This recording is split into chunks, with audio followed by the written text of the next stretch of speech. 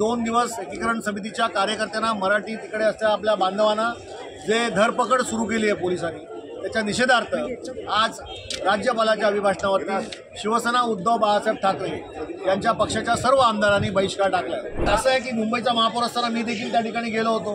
काळा दिवस जो असतो तो त्यासाठी मला निमंत्रित केलं होतं। तिकडच्या कानडी पोलिसांनी माझी गाडी आतमध्ये येण्यासाठी मज्जाव केला होता, तर देखील गनिमी गावांनी पोहोचलो। त्या ठिकाणी असणाऱ्या कानडी बांधवांनी मराठी तिकडे असणाऱ्या आमच्या पदाधिकाऱ्यांची कार्यालय तोडली। विधानसभेच्या दोन्ही सभागृहामध्ये महामहिम राज्यपाल जे अभिभाषण करणार आहेत त्यावर शिवसेना उद्धव बाळासाहेब ठाकरे या पक्षाच्या वतीने सर्व आमदारांनी बहिष्कार टाकला आहे।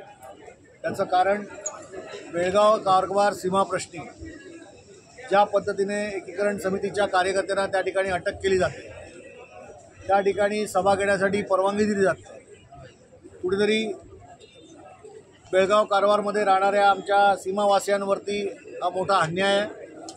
गेली अनेक वर्ष हा प्रश्न रेंगाळलेला आहे आणि याच्यामध्ये महाराष्ट्र सरकारने पुढाकार घेऊन हा प्रश्न सोडवावा म्हणून अनेक वेळा या सगळ्या गोष्टी राज्यपालाने आपल्या अभिभाषणामध्ये यापूर्वीच्या अनेक वेळा बोलून दाखवल्या, परंतु महाराष्ट्रातील या सीमेवरील मराठी बांधवांवरती अन्याय मात्र कमी झाला नाही।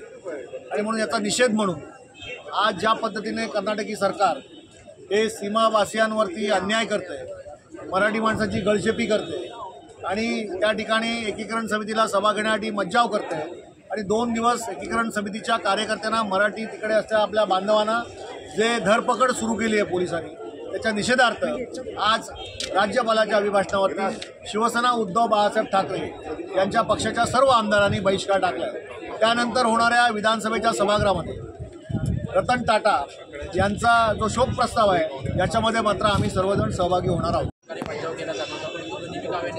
नाही, यावेळी असं आहे की मुंबईचा महापौर असताना मी देखील त्या ठिकाणी गेलो होतो।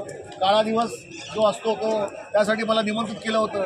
तिकडच्या कानडी पोलिसांनी माझी गाडी आतमध्ये येण्यासाठी मज्जाव केला होता, तर देखील गनिमी गावांनी पोहोचलो।